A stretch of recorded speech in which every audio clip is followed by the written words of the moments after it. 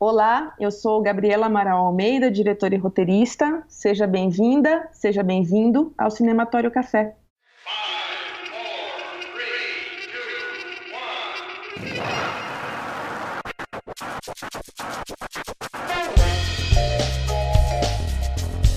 Olá pessoal, eu sou o Renato Silveira e esta é a edição de número 66 do Cinematório Café, podcast do site Cinematório.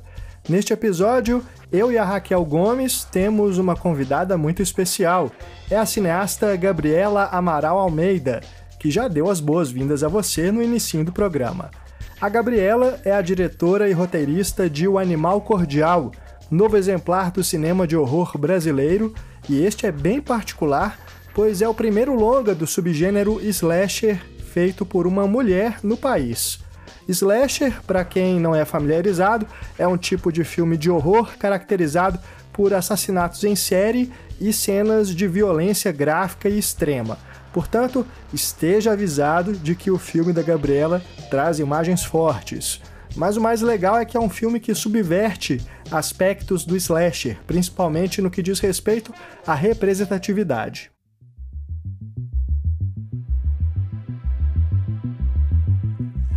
O Animal Cordial se passa em um restaurante de classe média alta de São Paulo durante uma noite em que a invasão de 2 assaltantes acaba desencadeando uma série de atos bárbaros por parte de todos que se encontram no estabelecimento, do proprietário aos clientes e aos funcionários. O elenco conta com o Murilo Benício, que ganhou o prêmio de melhor ator no Festival do Rio 2017 por esse trabalho, a Luciana Paes, que venceu o troféu de melhor atriz no Fantaspoa 2018, e também Camila Morgado, Humberto Carrão, Irandir Santos, Hernani Moraes, Gidu Pinheiro, Ariclenes Barroso, Thaís Aguiar, Eduardo Gomes e Diego Avelino. A fotografia de O Animal Cordial é de Bárbara Álvares, a montagem é de Ide Lacerda, a trilha sonora é de Rafael Cavalcante, o desenho de som é de Daniel Turini e Fernando Rena, a direção de arte é de Denis Neto, o figurino é do Diogo Costa e a maquiagem é de André Anastácio. No Fantaspoa, a Gabriela também ganhou o prêmio de melhor direção por O Animal Cordial. Eu e a Raquel batemos um bom papo com ela sobre o filme e também sobre os curtas que ela dirigiu antes e que também foram premiados. Os dois mais conhecidos são A Mão que Afaga e Estátua. Mas vale a pena ver todos. Os que estão disponíveis na internet estão linkados aí no post desse podcast. E O Animal Cordial está em cartaz nos cinemas. Como sempre, a gente recomenda que você veja os filmes antes de escutar o podcast, para ter uma experiência mais completa. Então, prestigie o cinema nacional, conheça os filmes da Gabriela e escute a nossa conversa. Esperamos que você goste! Estamos começando mais um Cinematório Café, o podcast do site Cinematório, e hoje vamos bater um papo com a cineasta Gabriela Amaral Almeida, que está lançando O Animal Cordial, seu primeiro longa-metragem nos cinemas brasileiros. Tudo bom, Gabriela? Tudo bem, é um prazer estar aqui para conversar com vocês. Maravilha. Ai, o prazer é todo nosso. Convidada especialíssima. Prazer mútuo.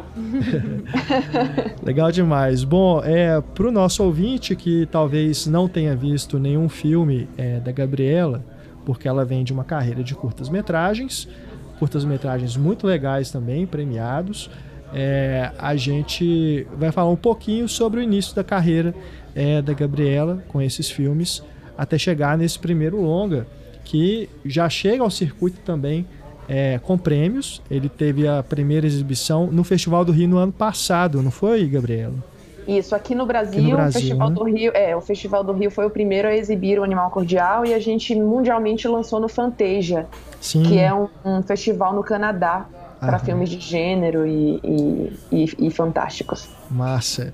E você vem com esse filme justamente no momento em que o cinema de gênero, né, principalmente esse voltado assim, para o gênero de horror, de suspense, tem ganhado mais fôlego, né, mais espaço, né, no cinema comercial, né? E a gente fica muito feliz de ver isso, porque nós somos fãs de cinema de gênero, né? Acredito que muitos cinéfilos brasileiros são também e sentem falta de ter filmes brasileiros, né, que trabalhem com esses temas.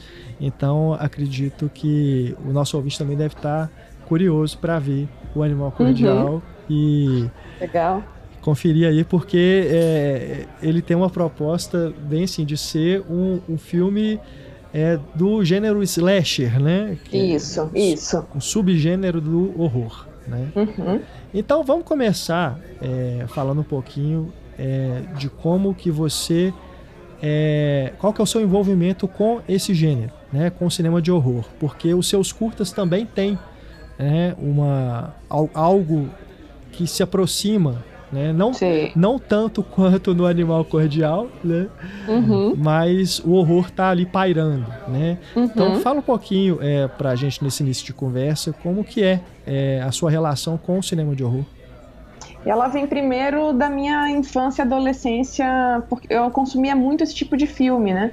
Eram filmes disponíveis tanto naquela época das locadoras, vinha muito filme assim, e esses filmes eram muito vinculados também na TV aberta, que não tinha uma produção nacional de audiovisual forte. Sim. E tinha que preencher a grade. Então, filmes de horror e filmes de suspense, policiais, geralmente são títulos baratos, né?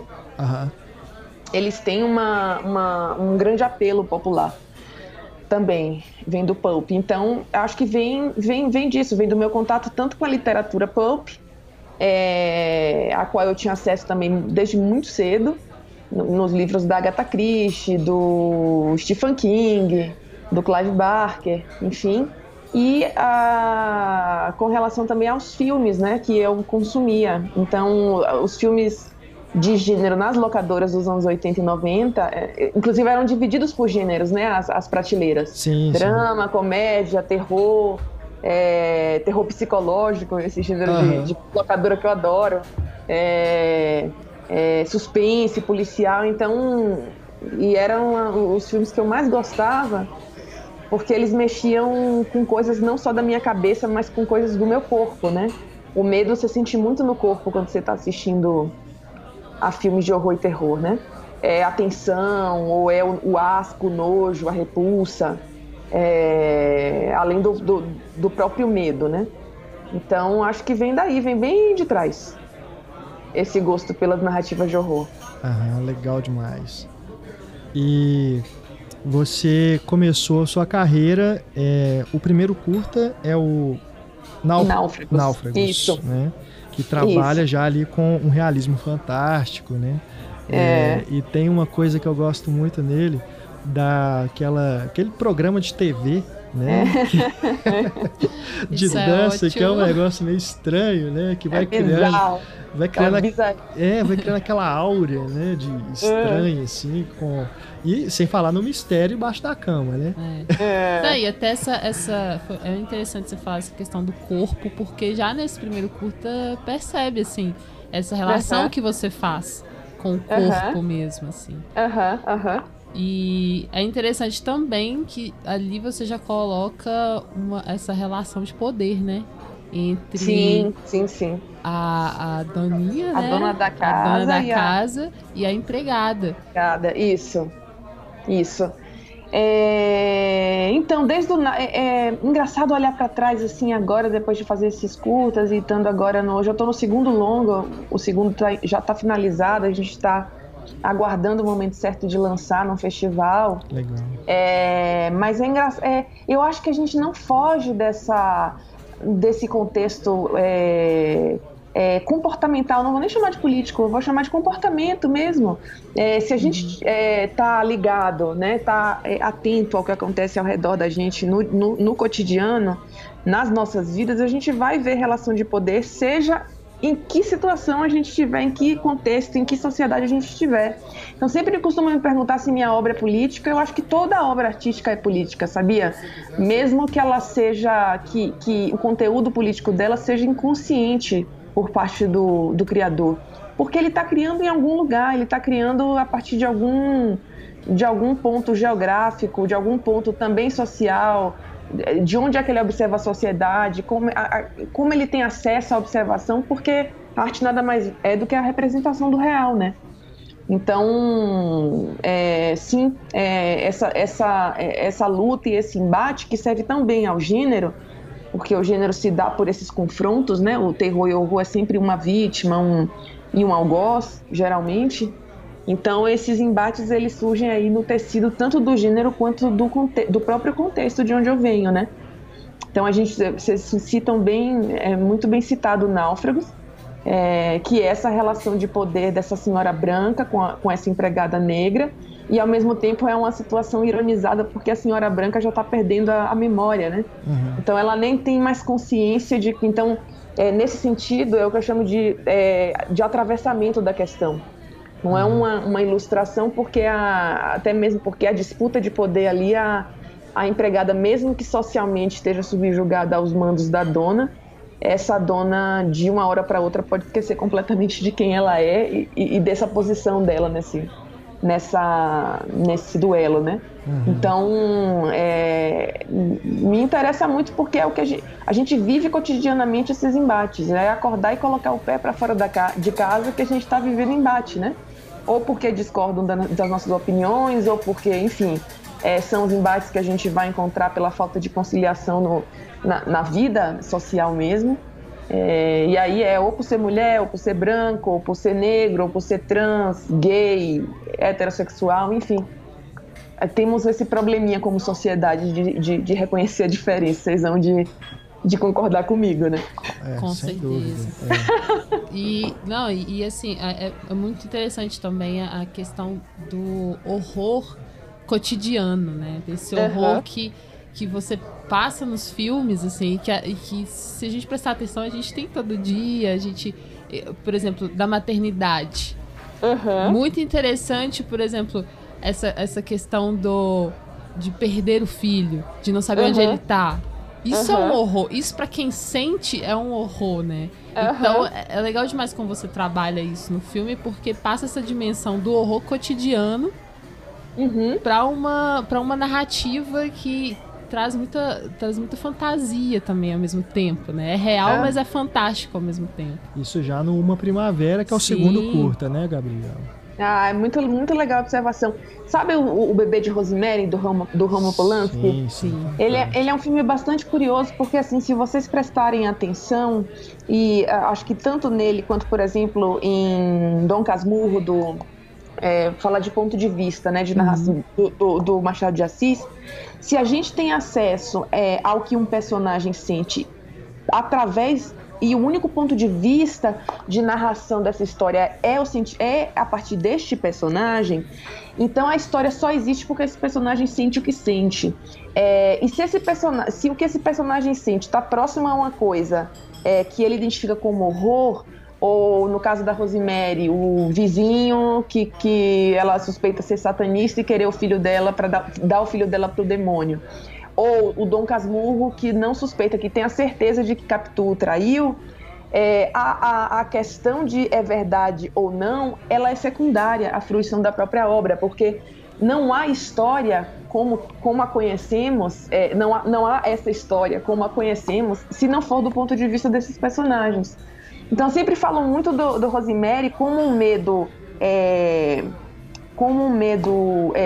humano, que para mim é o medo que ela tem de ser abandonada por aquele homem, né? Que é um ator de sucesso, é um ator de sucesso e em ascensão, faz com que ela projete, crie uma narrativa para sustentar o próprio medo dela, que se não fosse essa narrativa, talvez ela entrasse em psicose.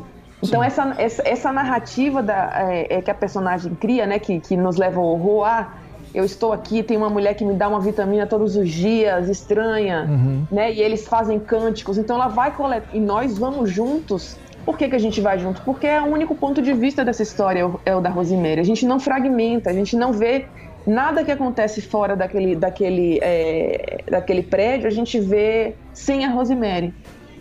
Então, o que eu costumo dizer o horror para quem vive, e pode ser o horror de ser mãe, o horror de ter que corresponder a algumas questões, algumas exigências sociais, de ser de determinada maneira, é um horror palpável, é um horror real.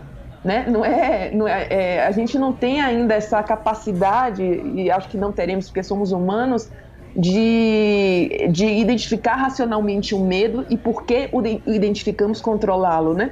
A gente simplesmente sente.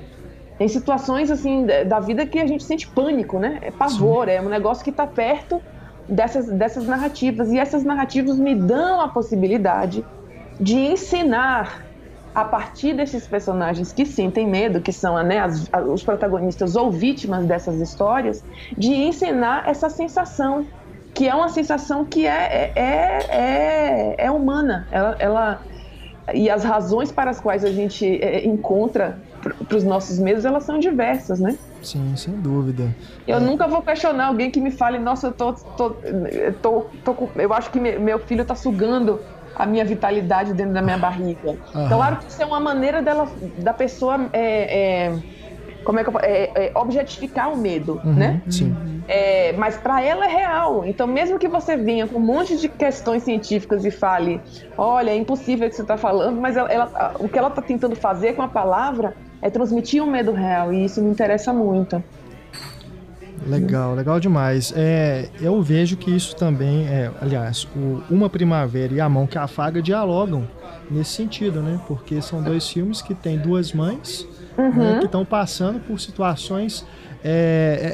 Isso que eu acho interessante nos filmes é como se você pegasse um momento de aflição dessas protagonistas, né? E o horror surge daí. Né? Então aqui você tem a Luciana, né, que também está no Animal Cordial, maravilhosa, né, uma das grandes atrizes que a gente tem visto aí nos filmes. Concordo contigo. Ela é incrível. Depois é demais. Depois a gente tem que falar só dela no Animal Cordial, mas a gente chega Maravilha. lá.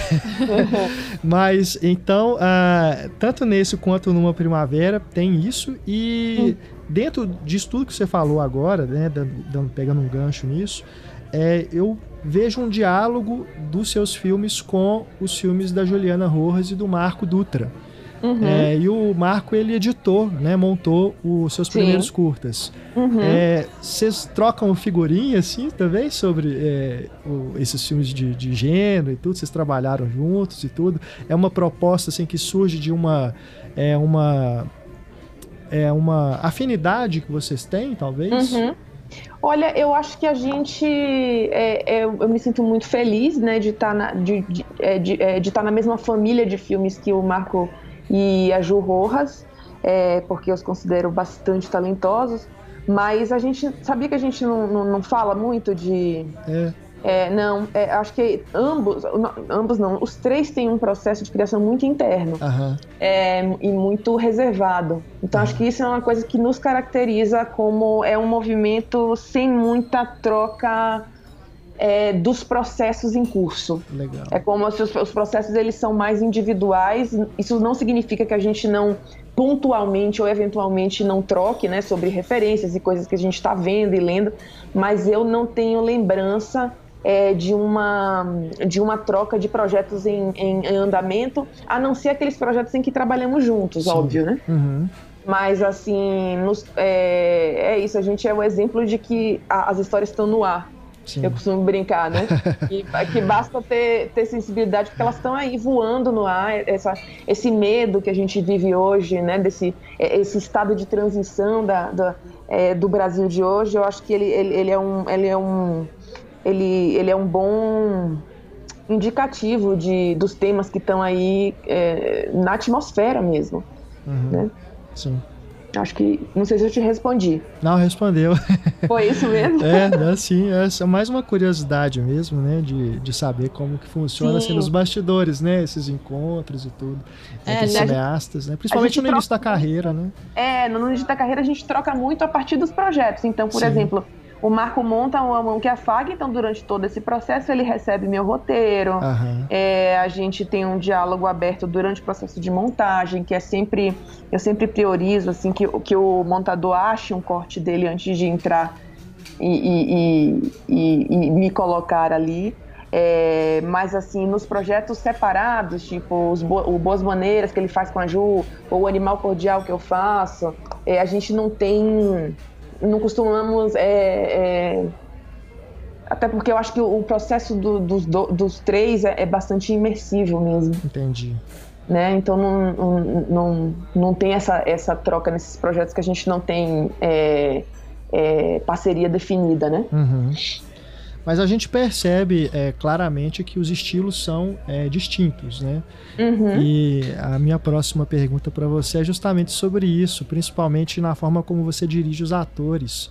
Uhum. Porque a gente percebe tanto nos curtas quanto no Animal Cordial que tem uma direção, você sente a direção nas atuações. Uhum. Né? Então tem assim uma fala marcada, né? A maneira como os atores se posicionam no quadro, como eles se movimentam, né? O tempo da fala.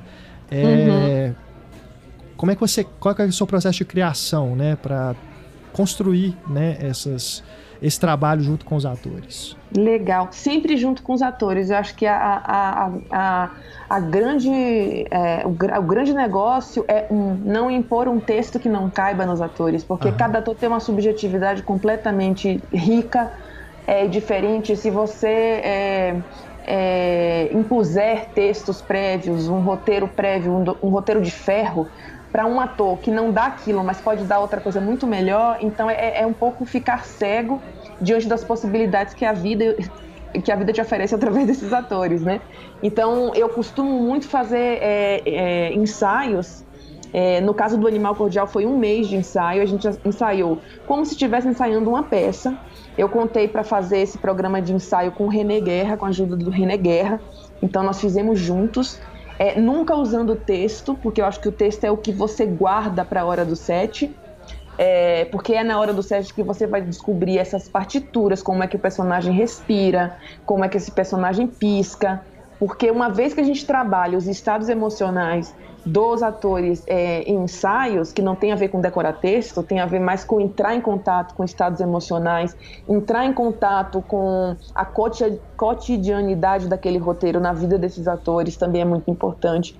Quando esses atores já têm a compreensão, o mapeamento desses arcos no sensível, aí sim a gente vai pro set e dá o pulo no abismo, sabe? Não pode gastar Legal. Texto em ensaio, porque ensaio para mim não é o espaço da gente decorar absolutamente nada, porque isso engessa, né?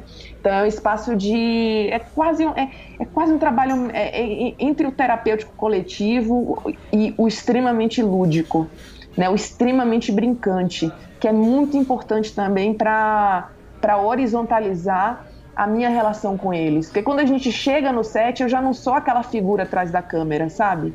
Eu sou uma figura que estava no dia anterior, na semana anterior, em cena com eles. Então, não tem... Então, horizontalizando isso, você cria uma espécie de cumplicidade com os atores, que é muito importante, para que as marcações, que é o que você fala, né, da mise-en-scène, da forma como a fala é dita, as marcações não surjam como imposições, isso nunca. Sim. Porque isso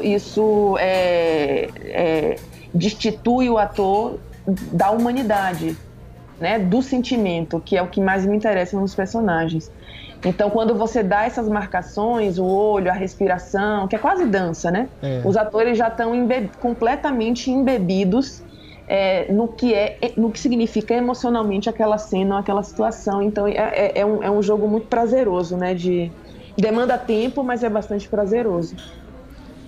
E eu fiquei observando também como que esse tipo de trabalho que você desenvolve com os atores é interessante no sentido de que tem esse sentimento, tem essa verdade ali, mas ao mesmo tempo tem algo de dual, assim, porque também não é tão naturalista, né?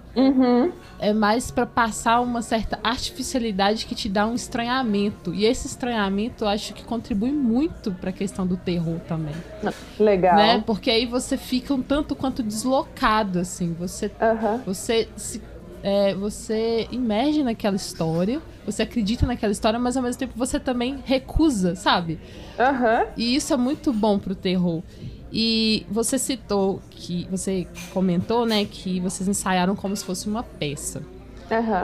eu sinto uma aproximação muito forte, assim, uma influência teatral. Aí eu tenho essa curiosidade. Você já chegou a trabalhar com teatro, assim, mais intensamente?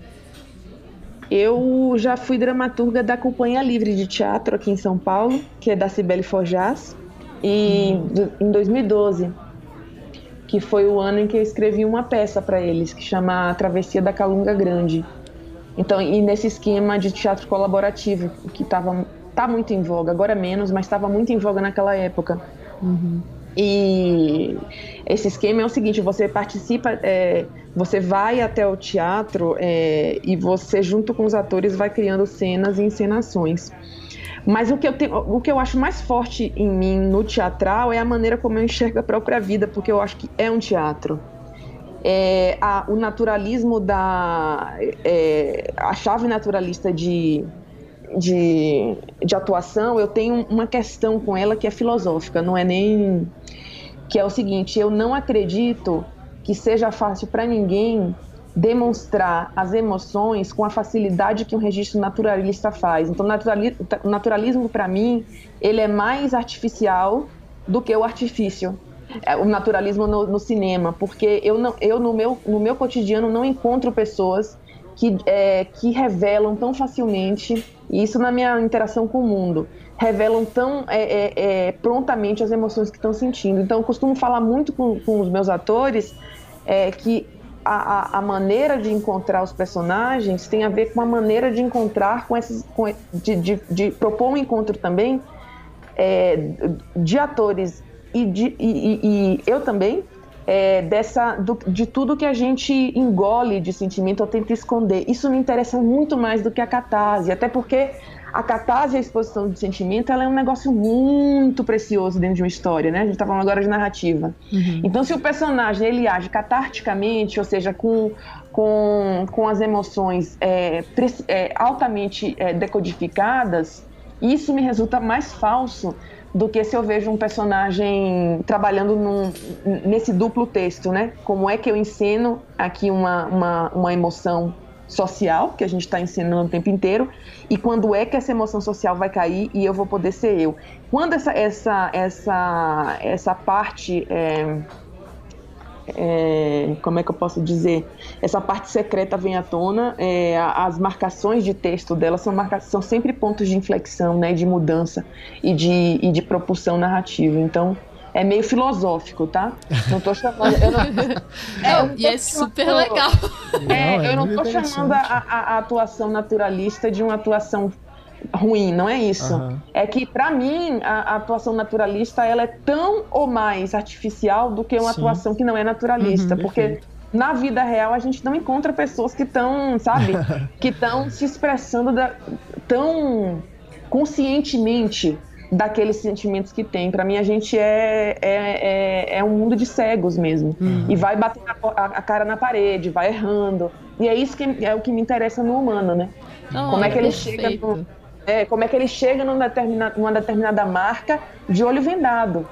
Porque é isso. E aí causa esse efeito, né? Mas não tem nada técnico ou impositivo aos atores. É só levantar essa questão diante de toda a cena que a gente vai levantar, né?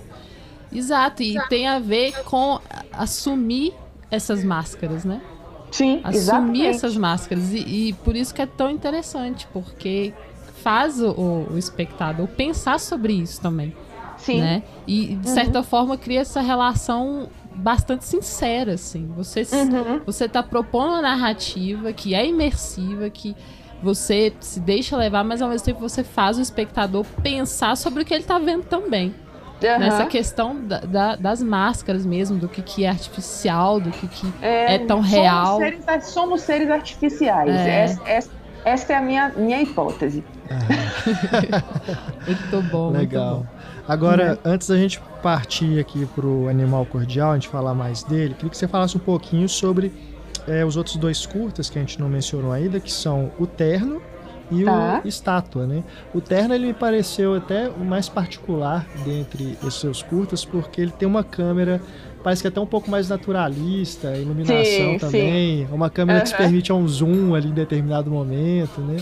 Eu queria que você falasse um pouquinho disso e do Estátua também, como é que foi trabalhar com a Maeve, que é maravilhosa, né? Que é maravilhoso. O Terno, ele foi um projeto que eu dividi a direção com a Luana Demange. Sim. A Luana é uma grande parceira, ela foi diretora de arte dos meus curtas e ela é coautora do argumento do Animal Cordial.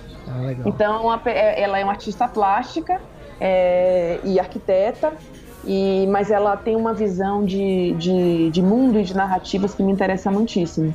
Então, o Terno, o mais interessante, o que a gente tentou fazer nesse mundo, é observar de uma forma natural esse cotidiano que é artificial. Então, a gente levou isso para a câmera e continuou com o patético desses personagens, né? Porque quando os personagens eles não têm muita noção do sentimento que eles manipulam, e isso é uma questão que eu acho mais linda e mais humano, o patético não num sentido negativo, mas no sentido de patos mesmo, sabe? De drama, de drama tão extremo e tão inconsciente do personagem que fica engraçado. Sim. Mas a gente é engraçado, eu mesma me bato nas coisas, derrubo as coisas, isso é patético, né? E eu acho muito bonito ver seres humanos tentando acertar, e o espectador tá vendo, o espectador sabe que ele não vai chegar a lugar nenhum.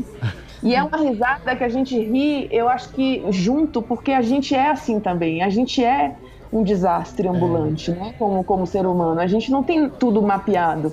Então, o que tem muito no Terno é isso, é conjugar essa câmera, que seria a câmera de um filme com uma interpretação, vamos chamar de naturalista aqui, para usar uma determinação, mas com esses personagens totalmente inconscientes do que está acontecendo, né? Que é o pai que não tem consciência de que envelheceu, é o filho que não tem consciência que o pai envelheceu.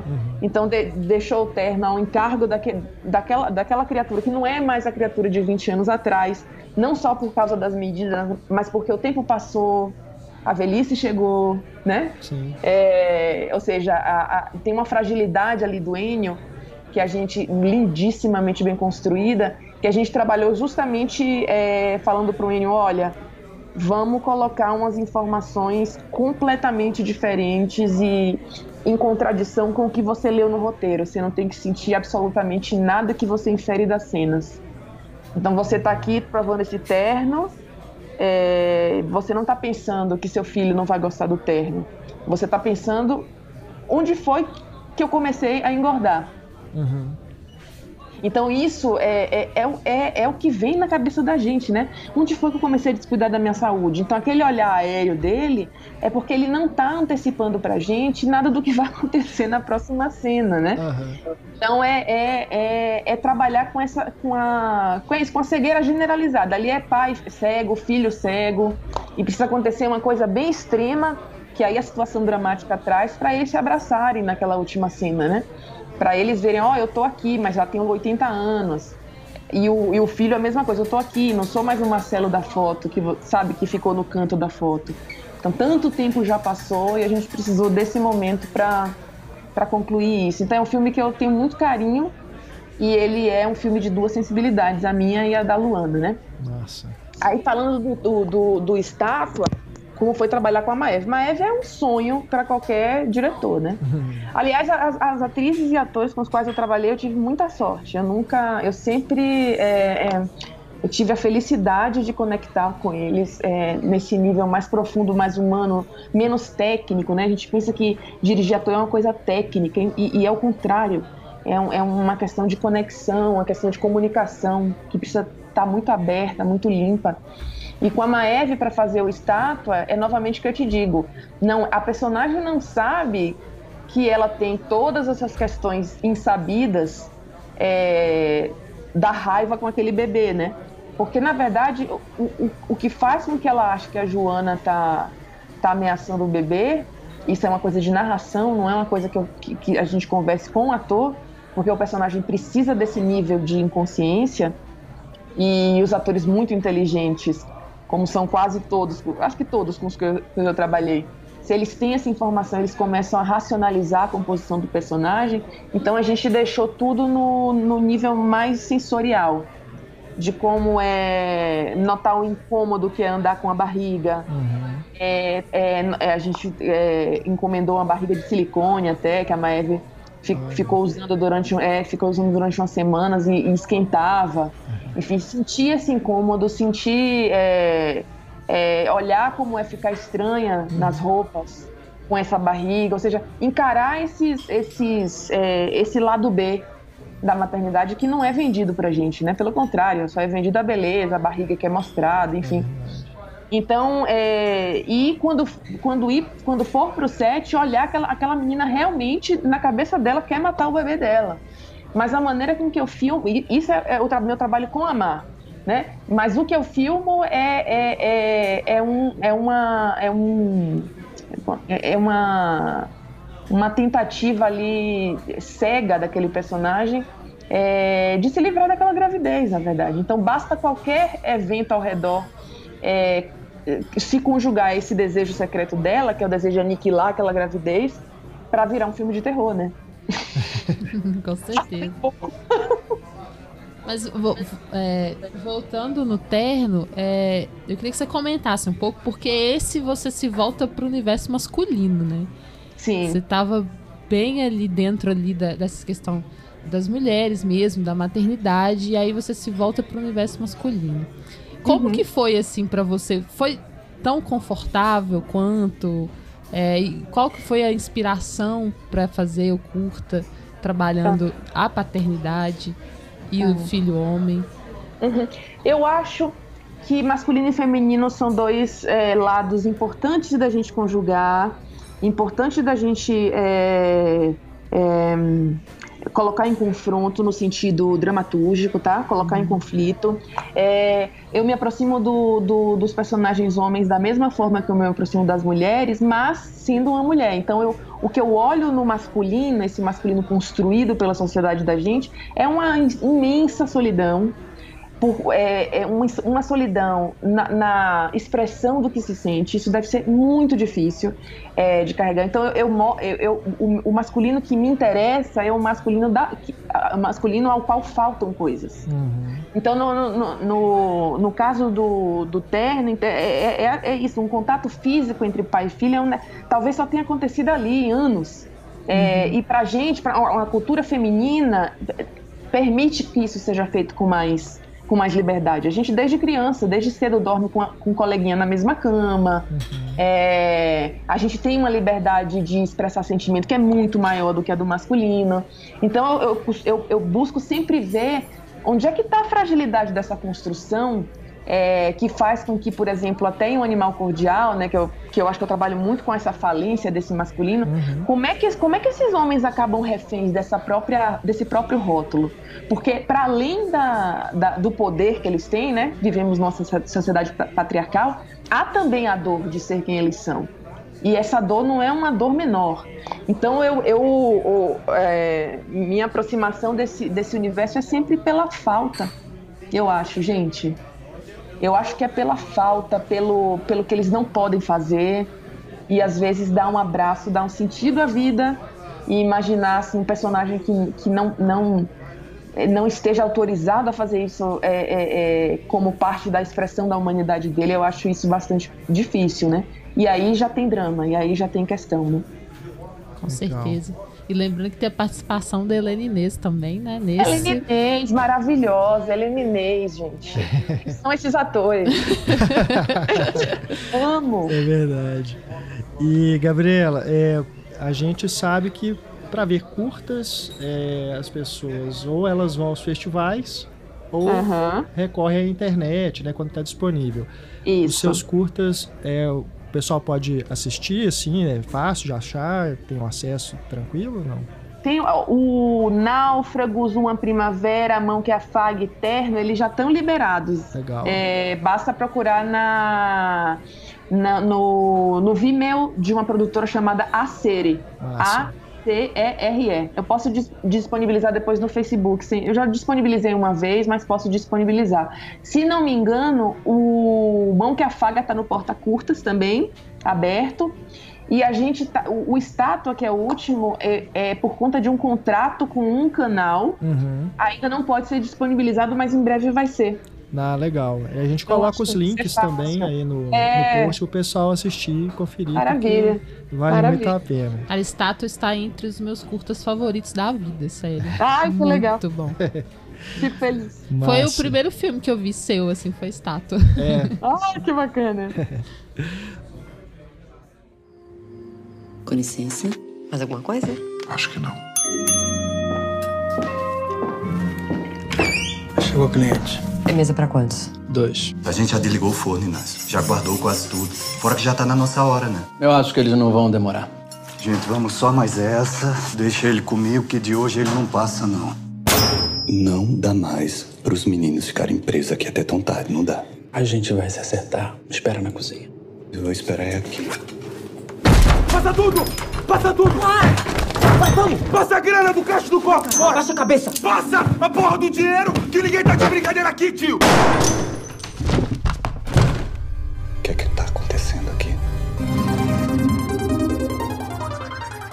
Bom, vamos falar agora então sobre o Animal Cordial, né? Vambora. O longa que, nossa, assim, eu fiquei tão surpreendido, Gabriela, porque eu não tinha visto trailer, não tinha lido sinopse, nada. Eu só sabia que tinha... É a melhor coisa, né? Hoje é tanta informação que a gente vai pro cinema sabendo que é muito chato ver trailer, gente. Tá muito. Nossa! A nossa política aqui é essa, nunca veja trailer antes. Eu também, não vejo não. Então, assim, eu só sabia que tinha essa coisa do slasher e tal. Tá. E, assim, quando começou, né, as primeiras cenas ali, os diálogos no restaurante e tudo, e aquilo foi durando, e não... né, aquela situação que vai se prolongando, assim, gente, olha só, né, que interessante. E aí, quando você se vê no meio do filme, cara, a gente vai ficar preso aqui com eles, né? Essa sensação, inclusive.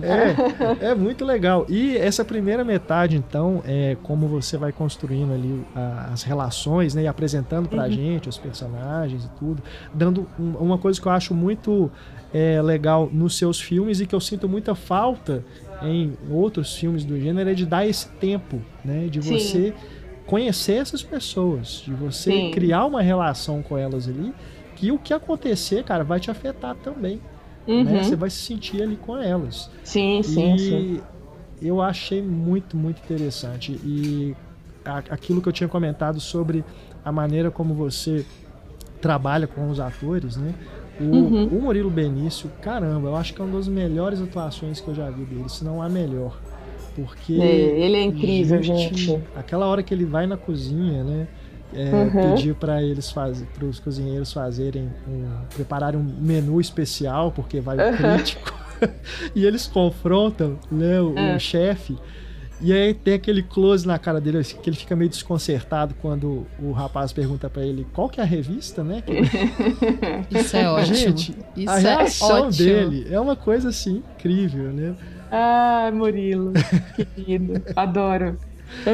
E como é que surgiu, então? Fala um pouquinho pra gente como é que surgiu a ideia do filme, né? Como é que você chegou nesses atores, né? Como é que foi processo, né? Um processo lindo. Iniciar. Eu tava revoltadíssima, tava em 2015, a presidente Dilma sofrendo aquele impeachment horroroso, desonesto. Então o golpe, que me tava, né? que tava... Aqui a gente fala golpe. Isso mesmo. Mas é isso mesmo. Acho que impeachment horroroso equivale a golpe. Isso, é verdade. E aí isso estava me deixando muito... eu estava movido por um sentimento de injustiça muito grande. E aí eu estava com essa amiga minha, Luana, vamos falar dela de novo, almoçando num restaurante, conversando sobre a vida, quando a gente soube que esse restaurante havia sido assaltado há uma semana antes.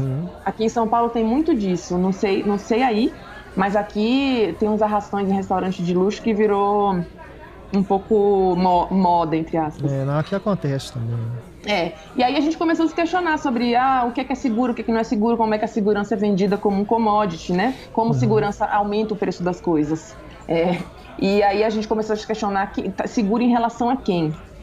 E aí, depois dessa discussão, da gente tinha uma conversa, começaram a vir personagens e começou a vir uma estrutura. que eu escrevi um argumento, né, o começo, meio e fim da história com ela, fui escrevendo o roteiro. Essa primeira parte ela teve muito ativamente, porque eu tinha muito pouco tempo para desenvolver o roteiro, eu tinha 4 meses, e um roteiro de longa demora 2 anos, né, assim, para ele amadurecer, sem você se violentar e escrever 13 horas por dia, 14 horas por dia. Mas o Rodrigo Teixeira, que é meu produtor, leu a sinopse e entrou no projeto desde a sinopse e falou: mas vamos filmar antes do teu primeiro filme, que virou o segundo, né? Que é o Sombra do Pai. Então, a empolgação do Rodrigo me contaminou, a parceria com a Luana nesse começo de levantamento de dramaturgia me contaminou, e eu acho que foi um projeto que foi contaminando as pessoas, né? Porque os atores foram entrando muito cedo. Murilo, Camila foram sugestões do Rodrigo, sugestões que tem a ver mais com dramaturgia do que com o fato de, vamos colocar alguém famoso. Não, ele leu e falou: vejo o Murilo Benício nisso. Eu fui ter um café com o Murilo, eu tinha só uma sinopse, e aí eu expliquei para ele o que eu estava imaginando, o que eu queria, e ele já entrou. Então eu tive muita... eu fui muito feliz com essas parcerias que entravam, assim, não tinha nem roteiro pronto, e ficavam nessa torcida, esperando a cena, foi assim com o Irandi, foi assim com o Carrão, foi assim... Enfim, foi um processo que eu sinto que eu tive muito apoio dos elementos que eu preciso ter, né? Que é o elenco, o produtor que é o principal combustível para um diretor, né? Um produtor que vira para você e fala: vai dar certo, só se concentra, isso é ouro, vale ouro. Então, foi isso, ele surgiu nesse momento, ele surgiu não o projeto, mas a fagulha para se falar dessas questões surgiu desse evento, e o processo de escrita dele foi assim. E o roteiro foi aprimorado durante os ensaios, de um dia para o outro de filmagem. Então a gente filmou cronológico, o que é muito importante para manter essa tensão. Então é mais ou menos isso. Massa. E o elenco realmente, assim, impressionante, né? Irandi, é um elenco maravilhoso, um elenco, Camila, assim, um presente. E à medida que eles vão entrando, né? Cada hora vai entrando um, você fala assim: pô, nossa, esse ator é massa. Não, esse também. Pô, né? Camila, mas foi caramba. muito legal. Foi muito legal, porque sabe que você descobre que a maioria desses atores que faz muita coisa, eles acabam não fazendo projetos que necessariamente exijam deles esse nível de comprometimento. Então, quando tem é uma sede, uma vontade, sabe? E são atores estupendos. Sim. Estupendos. São atores com recursos incessantes.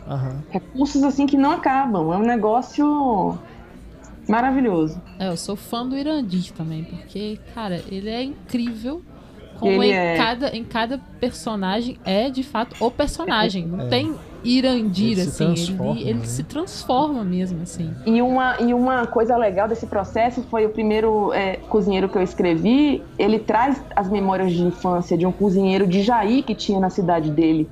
E eu devolvo para ele essas memórias em forma de cena. Então, a gente vai num processo de criar. É isso que eu te falei para vocês, ou seja, todo ator acredita em um universo muito grande, e se tem alguém, mesmo que aqueles sejam difíceis, mas se tem alguém que quer que dê certo, são eles, porque é o corpo deles que está ali, é o rosto deles que está ali, é a humanidade deles que está ali, né?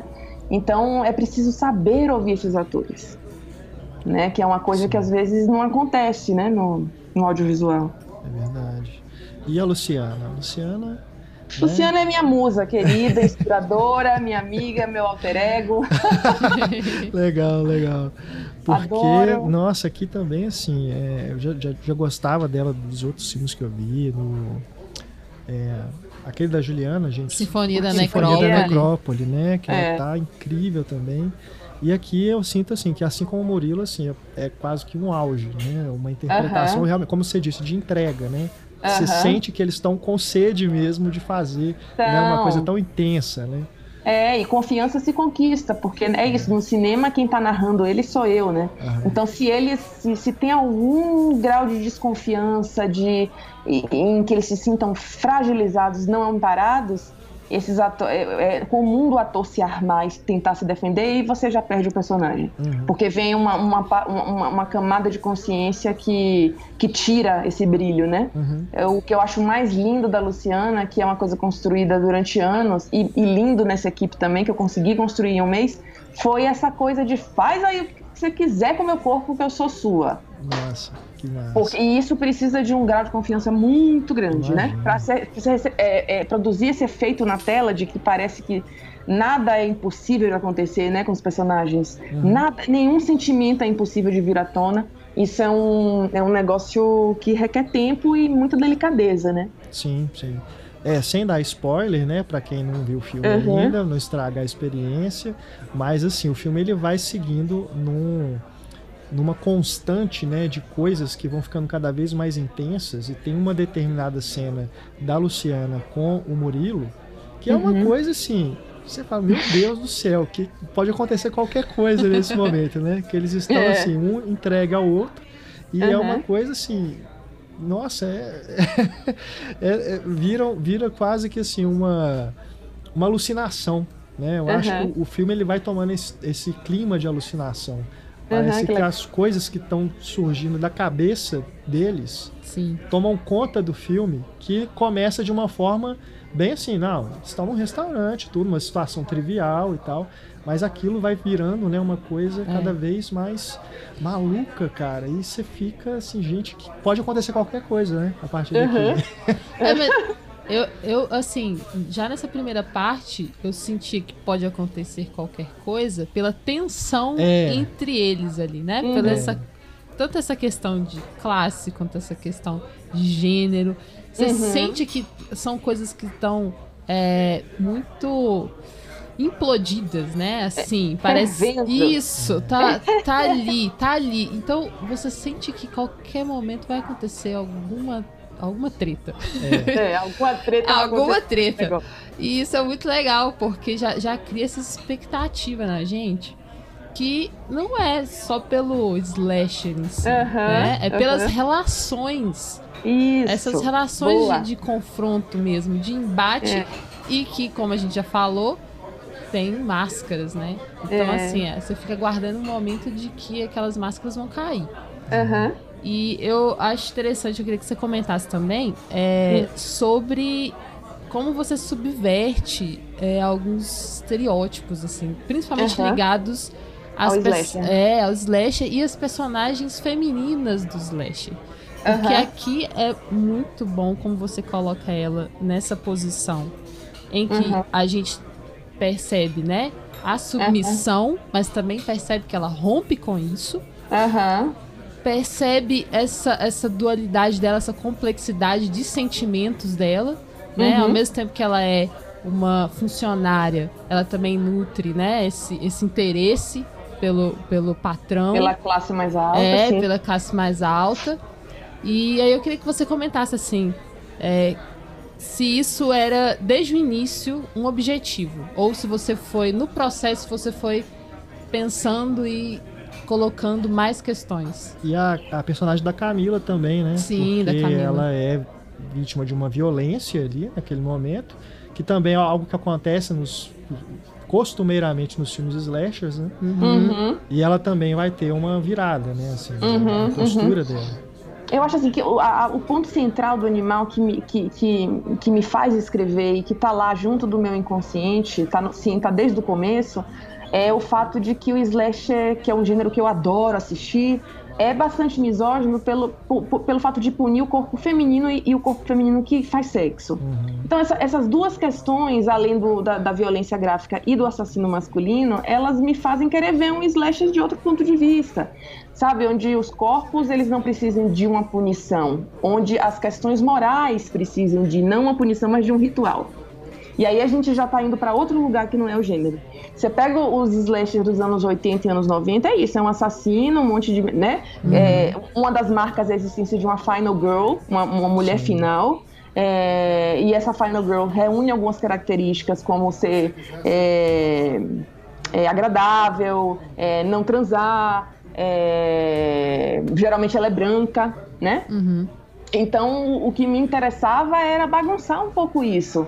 e bagunçar isso em todos os espectros da sexualidade, sabe? É um Irandir que é um trans, ou seja, mulher e homem no mesmo corpo. Como é que esse personagem funciona e oscila dentro de um slasher, né? Porque o slasher dos anos 80 e 90 nem contemplava a existência desse tipo de personagem. Sim. Então, como é que ele oscila? Onde é que a parte mulher dele é ameaçada? Onde é que a parte homem dele porque somos duais, né? Isso de mulher e homem está muito caquético já.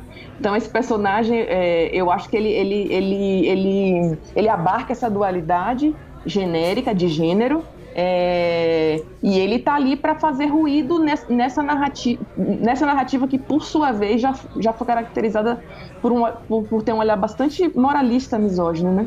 Então acho que meu desejo era ver um filme que eu nunca tinha visto, num gênero que eu adoro ver. Legal. Acho que foi isso. É exatamente assim. Pegar essas questões que a gente percebe, né, que são recorrentes, e transformar isso em outra coisa, um novo olhar. Bacana Sim. demais. E, inclusive o uso do sangue, assim. Sim, porque eu achei bastante estético, alegórico e, por que não dizer também, bonito, assim, né? Tem uma beleza que né, uma beleza estética bem perturbadora. Ninguém sangra tanto daquele jeito.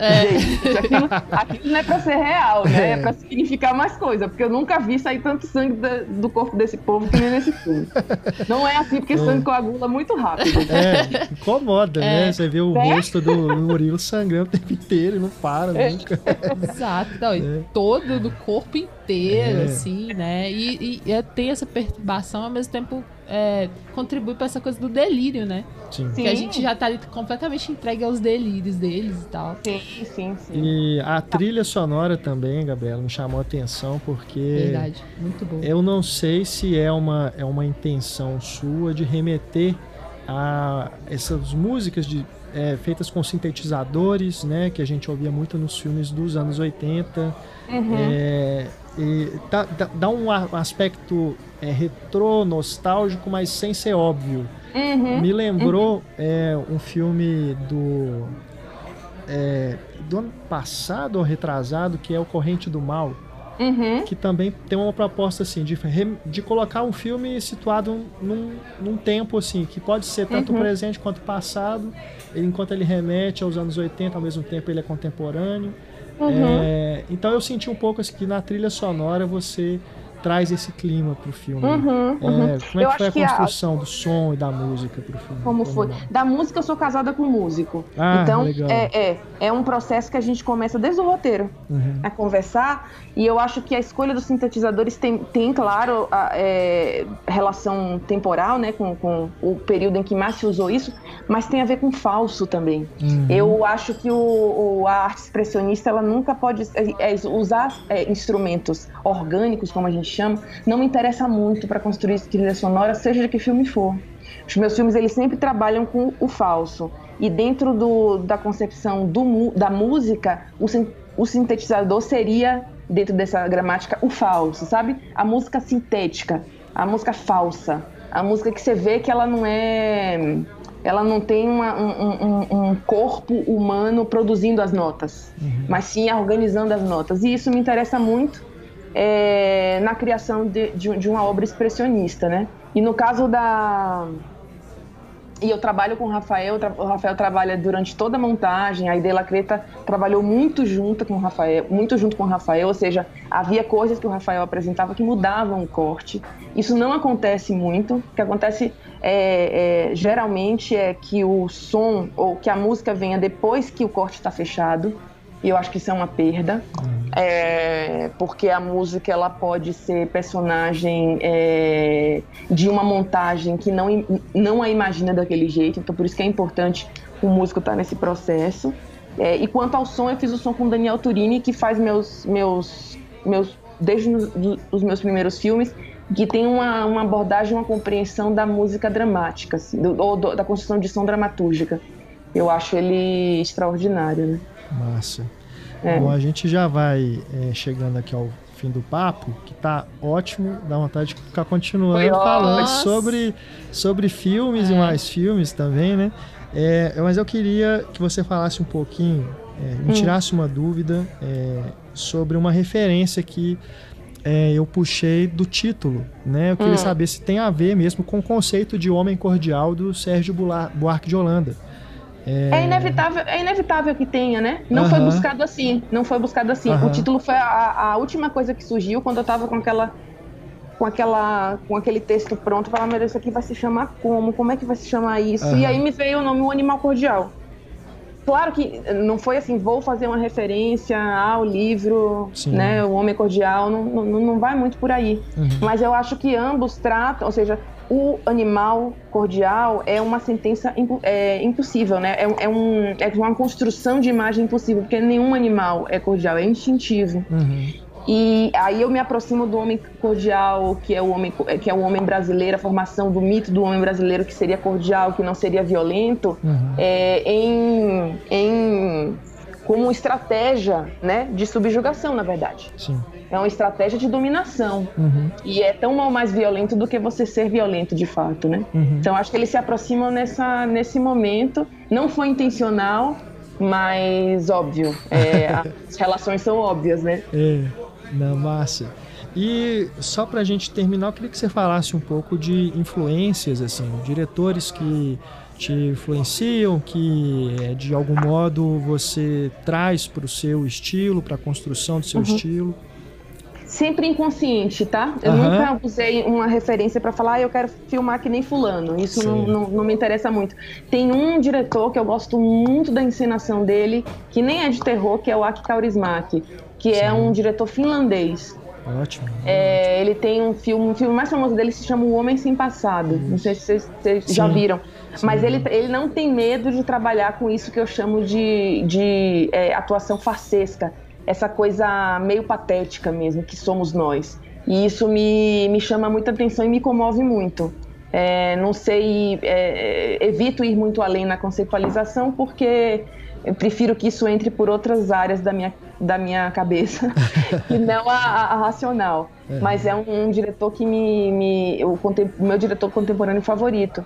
E, nossa, referência, assim, tenho muitas. Eu acho que anos 50, 60 do cinema norte-americano é Douglas Sirk no melodrama, é o John Ford, é o Nicholas Ray, que eu gosto bastante, o Alfred Hitchcock, que é inegável. Infelizmente não temos muitas diretoras mulheres neste período. É verdade. Né? É muito triste e ao mesmo tempo há de se olhar para esses diretores vendo também a parte que falta a eles, porque eles estão vendo um lado da questão. Então, o que mais me motiva a seguir adiante é que a gente tem um mundo de narrativas para contar ainda do nosso ponto de vista. E isso é muito animador, né? Muito encorajador. Excelente mesmo.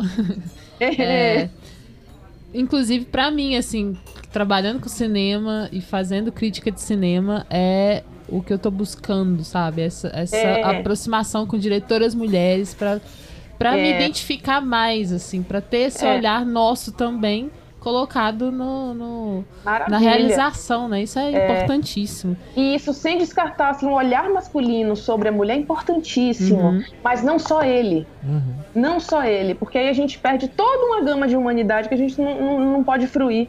Então eu acho que é isso, olhar para esses diretores hoje, porque foram diretores que me acompanharam no meu crescimento humano, era o que tinha a internet, ela não era tão... Ela não existia, não era tão... Não, eu me querendo pagar não, ela não existia, simplesmente... e nas locadoras não tinham filmes de mulheres diretoras. Eram filmes de... Assim, na indústria não havia mulheres diretoras, a não ser em filmes muito alternativos, né? Sim. Então foi o que acabou formando uma geração. Agora isso não significa... Como a pintura também é bastante misógina, como... Enfim... É necessário olhar e ver como é que eu posso dizer? Não é o erro, mas ver a não totalidade desses olhares, como é qualquer olhar, né? Ele não é total, o olhar masculino, nem o feminino. Eles precisam conviver no mesmo acho que no mesmo período histórico, nas mesmas prateleiras, nos mesmos museus, pra gente ficar mais rico, só isso. Ótimo. Perfeito. Né? Gabriela, Exatamente. Nossa, foi massa demais conversar com você. Nossa, foi muito bom. Ainda mais assim, depois de ver os filmes e conversar com a diretora, né? Uma oportunidade rara, assim, que a gente tem de gravar e bater esse papo, trocar essa bola, assim, né? E falar sobre a sua obra. Não sei nem se a gente pode dizer obra, né? Você tá no começo de carreira, né? Sobre os filmes. Os filmes, né? Vamos ser mais humildes. Mas foi muito legal. Pra ficar bonitinho. Isso. Mas foi muito bom e a gente deseja toda a sorte do mundo aí com o Animal Cordial no circuito e com, qual que é o nome do novo filme? A Sombra do Pai. A Sombra do Pai. A gente já, desde já ansiosos para assistirmos. Eita, em breve. E a gente espera ver o mais breve possível. Valeu demais. Valeu também, gente. Um beijão. Beijão, Gabriela. Foi bom demais, assim. Prazerão. E eu te falo sinceramente, assim, você está entre as minhas diretoras favoritas. Ah, para com isso. É sério. Tô toda vermelha aqui. Porque eu gosto muito de terror também. E como você traz uma elegância pro terror que é sensacional. Assim, essas discussões que você coloca nos filmes e todo esse... Toda a forma dele, assim, a forma do filme me chama muita atenção, além dos temas. Então, é isso. Tô tietando agora. Tem um amigo meu que fala que eu sou tipo o pastor de igreja, de convencer as pessoas a gostarem do gênero. Eu concordo com ele. Catequizando as pessoas. Legal. Legal, gente.